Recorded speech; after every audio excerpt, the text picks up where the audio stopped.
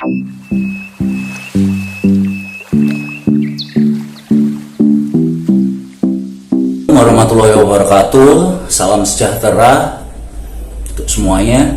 Adil Katalino Bajuramin Kasaruga Basengat Kajubata.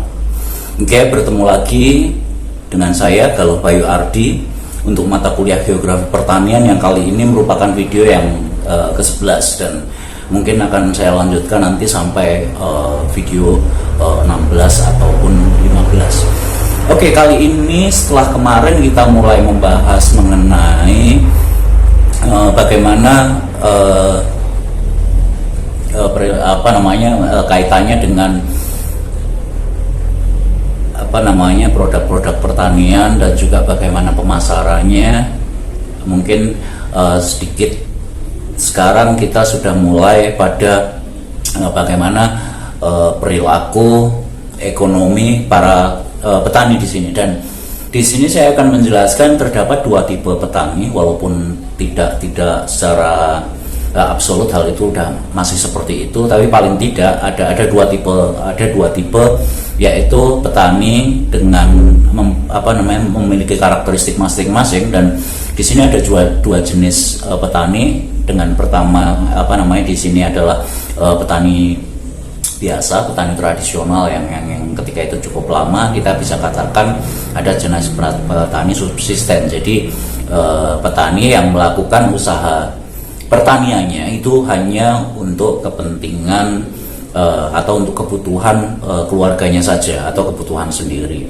Lalu kemudian yang di beberapa petani berikutnya, jenis-jenisnya itu adalah petani yang saya kategorikan atau yang dikategorikan di sini adalah petani komersial. Jadi petani yang memang sudah berorientasi pada pasar, dalam arti produk-produknya nantinya akan dipasarkan, bukan untuk dikonsumsi sendiri.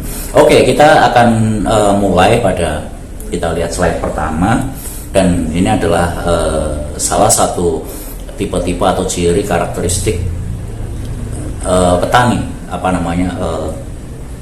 ciri karakteristik ekonomi dari pertanian di sini. Oke, di sini kita bisa lihat bahwa bahwa sebetulnya permintaan ini merupakan permintaan itu juga ada permintaan produk-produk pertanian untuk bagi petani untuk memproduksi pangan. Tentu saja ini sedikit dibedakan dengan yang untuk perkebunan, dan terdapat beberapa variasi spasial. Jadi variasi spasial dalam hal ini adanya perbedaan di antara wilayah satu dengan wilayah lain, baik itu mau kita lihat sebagai perilaku petaninya atau komoditinya atau produk-produk pertaniannya, dan juga ya seperti misalnya termasuk juga ternak, dan yang produk pertanian ini sangat-sangat berbeda secara hakikatnya atau secara substansialnya. Produk petani dalam memproduksi hasil pertaniannya itu beberapa melihat sebagai semacam industri atau manufaktur, atau kasarnya istilah gampangnya adalah pabrik makanan, pabrik bahan pangan. Tapi ini juga sedikit berbeda, karena di sini barang-barang manufaktur atau penyedia jasa, karena sebagian yang memang diproduksi petani ini adalah bukan proses industri dalam arti pabrik manufaktur dan lain sebagainya, tapi yang diproduksi di sini sebagai untuk menghasilkan itu adalah sesuatu yang hidup, sesuatu yang biologis. Dan petani dalam arti bidang pertanian ini mempunyai karakteristik sosial dan populasi yang khas, yang membedakan dengan karakteristik sosial dan budaya di suatu masyarakat yang memang masyarakat industri manufaktur di sini. Oke, berikutnya kita lihat bahwa karakteristik ekonomi pertanian itu ada yang khas di sini, yaitu pertama adalah fungsi atau peran dari lahan land, atau di sini bukan land ya, sebuah sebidang lahan, karena dalam memproduksi atau dalam menghasilkan produk-produk pertanian itu dibutuhkan lahan, terutama ketika itu adalah produk-produk pertanian seperti persawahan, ladang sayur dan lain sebagainya. Dan lahan ini memiliki peran penting dalam pertanian ini. Lahan dalam arti tentang suatu sebidang lahan, dan karakteristik lahannya ini sudah kita bahas yang lalu mengenai letak posisinya, yang itu berkaitan dengan nanti iklimnya, temperaturnya, lalu kemudian dan faktor-faktor fisik lainnya termasuk hidrologi dan faktor geosfer lainnya, itu juga akan menentukan dalam arti di sini itu masuk dalam konteks lahan pertanian sebagai faktor yang menentukan atau modal dasar ketika mengusahakan pertanian. Perkara itu lahan tersebut adalah lahan sewa atau lahan milik sendiri, itu nanti ada pembahasan tertentu nanti. Lalu kemudian karakteristik yang khas banget di sini adalah ketergantungan terhadap alam, dan ini kondisi lingkungan yang tadi seperti kondisi geosfer tadi, dalam arti ketergantungan terhadap alam di sini. Alam itu di situ menentukan sejauh mana efisiensi dari tenaga yang dikeluarkan, modal yang dikeluarkan, lalu cara perawatan yang dilakukan dalam usaha tani ini, lalu kemudian nanti hasilnya apakah nanti berhasil atau tidak panennya. Jadi efisiensi di sini, semakin daya dukung lahan itu mendukung kerja para petani itu juga semakin mungkin semakin ringan, dan juga modalnya juga semakin kecil. Tapi semakin daya dukung lingkungan atau alamnya itu, misalnya iklimnya ekstrim, lalu kemudian musimnya tidak mendukung, cuaca tidak menentu, nah itu temperaturnya tidak menentu, itu mengurangi efisiensinya, membutuhkan banyak modal. Misalnya ketika curah hujan tinggi, sementara harus membangun sesuatu misalnya di dalam sebuah rumah kaca, harus diatur suhunya dan lain sebagainya, dan tentu itu akan sangat mahal sekali. Atau ketika lahan tersebut mungkin kurang subur, misalnya kurang subur atau kurang mendukung, misalnya terlalu lembab atau terlalu kering sehingga perlu disirami, dan ini tentu saja akan kurang efisien. Jadi membutuhkan tenaga ekstra, modal ekstra, atau pemikiran ekstra dari petani yang mengupayakan pertanian tersebut. Kemudian yang ciri khasnya ya tidak semuanya di sini ada istilahnya serba kecil dalam arti di sini baik itu modalnya, baik itu lahannya, dan biasanya dan di sini memang petani seringkali kita anggap sebuah usaha sesuatu yang memang hanya modal kepemilikan lahan, di sini ya serba kecil dalam arti mungkin keterampilannya, mungkin walaupun sekarang tidak selalu seperti itu, tapi ini yang dikatakan ketika orang Barat melihat negara-negara melakukan kajian-kajian pertanian mengenai di keluarga di negara berkembang ya. Jadi ada ibaratnya serba kecil, apalagi ketika itu di wilayah padat seperti di Jawa misalnya, lahannya kecil, lalu kemudian hasilnya juga nantinya juga akan kecil. Kemudian di sini yang khas, tapi ini terutama ketika ini untuk petani yang tradisional atau petani yang istilahnya ini mereka berusaha memaksimalkan resiko gagal panen atau resiko tidak memperoleh hasil itu, karena ini menentukan apakah mereka akan mendapatkan ketersediaan pangan mereka itu tersedia atau tidak. Mereka akan melakukan atau mencoba untuk melakukan misalnya dalam beberapa lahan ini dalam arti multi produk atau multi komoditi, sehingga seandainya salah satu misalnya dia nanam padi, ubi dan jagung misalnya secara bersamaan, dan atau pada musim tertentu yang mendukung dia menanam padi, sementara ketika itu belum pada saat musim kekurangan air mereka menanam ubi, dan ketika mereka ingin hasil yang lebih cepat dalam waktu 3 bulan misalnya, mereka menanam jagung 2 bulan atau 3 bulan. Nah, jadi ketika mungkin padi itu kurang, gagal, jagung dapat digunakan, ubi dapat dijadikan andalan, dan ini alasan mengapa produksi pertanian di sini relatif beraneka ragam. Misalnya kita coba menanam beberapa jenis tanaman untuk dalam rangka menghindari resiko kekurangan pangan dalam di sini. Kemudian di sini ada karakteristik yang memang berbeda. Dikatakan tadi bahwa dalam pertanian ini,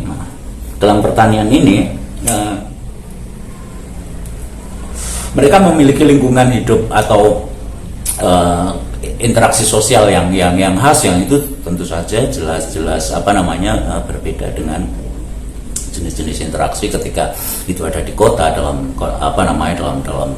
lingkungan industri manufaktur atau industri pabrik-pabrik dan lain sebagainya. Itu tentu saja sangat berbeda. Bagaimana mereka itu bekerja, bagaimana mereka bekerja sama atau interaksi sosialnya, lalu apa yang dipikirkan, pandangan terhadap dunia dan lingkungannya tentu saja memiliki beberapa perbedaan yang khas. Atau kadang kita juga akan membagi, kalau secara geografis misalnya kita akan membagi itu menjadi semacam konsep atau semacam distingsi atau dualitas, seperti dualitas desa kota yang membedakan antara kota dengan desa dalam konteks interaksi sosialnya, lalu karakteristik lainnya. Jadi di sini ada pendapat bahwa misalnya ketika di dalam pandangan hidup orang perkotaan, materi atau uang itu jauh lebih penting dibandingkan dengan apa yang lainnya, bahwa yang paling penting itu adalah uang, segalanya adalah uang, perkara moralitas dan lain sebagainya, perkara itu mungkin sangat-sangat diabaikan, walaupun bisa ditutup dengan beberapa cara lain. Tapi ketika dalam kondisi mungkin di budaya pertanian ini bisa jadi beberapa hal, kearifan lokal di sini bagaimana memandang alam itu mungkin cukup berbeda, bahwa mereka tergantung dengan alam, mereka mungkin masih ada ritual-ritual tertentu, mereka masih, tapi juga sudah mengalami, beberapa di antaranya juga sudah mengalami perubahan budaya di sini dan interaksi sosial. Ketika itu memang mereka sudah diperkenalkan dengan pentingnya uang, lalu kemudian memaksimalkan keuntungan dan lain sebagainya. Nah, di sini nanti ada juga beberapa petani yang dalam arti mulai rasional, dan kadang-kadang walaupun rasional kadang-kadang sudah tidak mempedulikan bagaimana nanti keadaan lingkungan dan lain sebagainya. Tapi di sini ada suatu unsur interaksi sosial dan budaya, dalam arti bagaimana manusia itu melihat lingkungan di sekitarnya, konsep kerukunan dan lain sebagainya. Nah, ini karakteristik di ekonomi pertanian, atau karakteristik petani di secara relatif umum. Karena nanti setelah ini akan kita coba bedakan berdasarkan orientasinya. Gatel. Oke, berikutnya.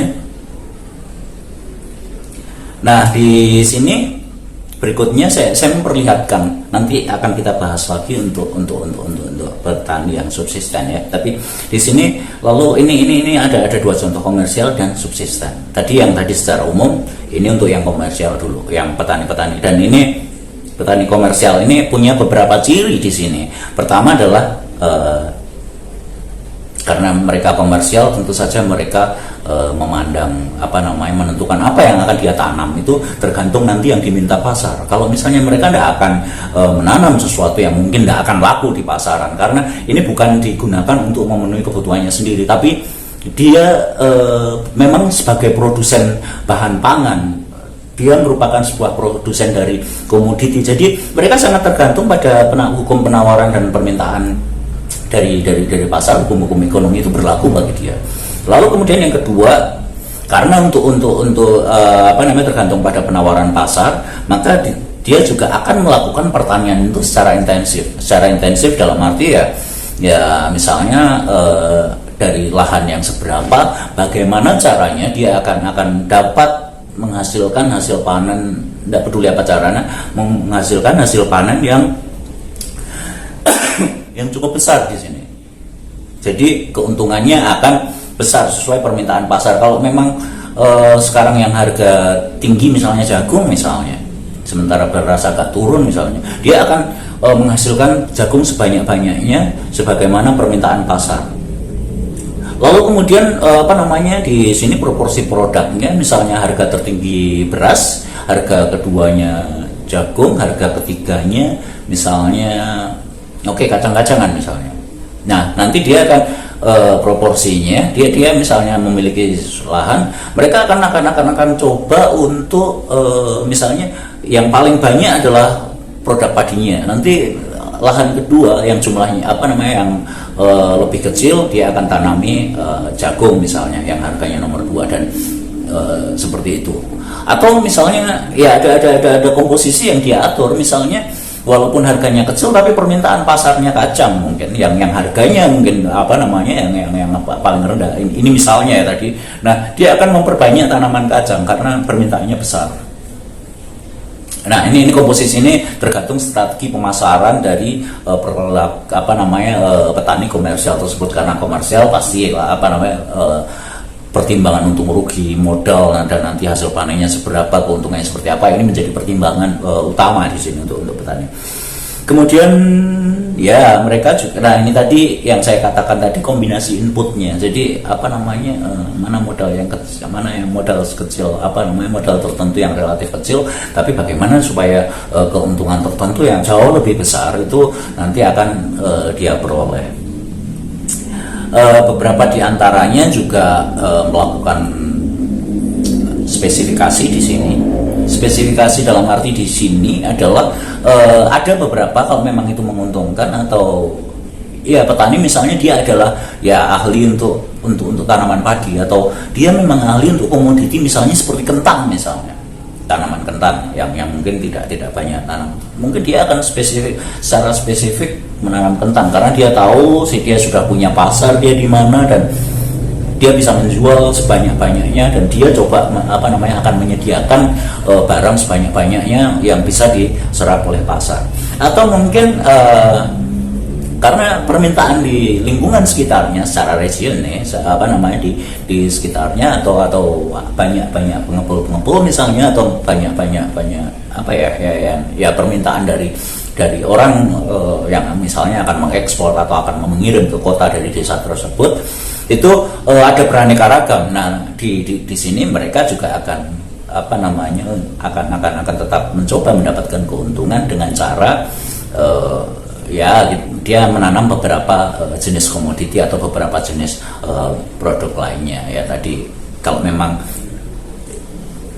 mereka punya keahlian tertentu atau memang menjadi khas atau ingin memonopoli misalnya, mungkin dia akan punya spesifikasi tertentu, dalam arti spesifikasi pada komoditi tertentu. Tapi ketika dia melihat pasar ada bervariasi, dia tentu saja akan melakukan diversifikasi, dan ini tentu saja tergantung apakah daya dukung lahannya juga akan mendukung itu efisien atau tidak, itu pasti diperhitungkan. Maaf, ini ada salah ketiknya ya, dan di sini ada dikatakan yang paling pasti dari petani komersial itu adalah memaksimalisasi keuntungan bagaimanapun caranya. Nah, ini untuk petani yang memang petani komersial yang kurang wawasan lingkungannya, dia tidak akan peduli, mungkin dia akan secara serampangan, yang penting hasilnya banyak untuk saat ini, seperti misalnya pemupukan yang dengan pupuk kimia yang luar biasa, lalu penyemprotan hama yang luar biasa tanpa memperhatikan lingkungannya. Yang penting keuntungan materialnya dia hanya menguntungkan hari ini, tapi dia tidak berwawasan masa depan, berwawasan keberlanjutan atau berwawasan lingkungan yang lestari, misalnya lingkungan yang sustainable. Oke. Lalu kemudian di sini yang khas seperti yang tadi ini, yang hampir pada umumnya terutama di negara berkembang adalah perilaku di sini petani-petani subsisten. Dalam arti petani subsisten ini adalah cirinya seperti dalam slide ini, bahwa hasil pertanian hanya digunakan untuk memenuhi kebutuhan rumah tangga. Jadi nanam sendiri, lalu simpan di lumbung, simpan di dangau dan lain sebagainya untuk mencukupi rumah tangga atau kebutuhan skala kecil di dalam suatu kelompok petani.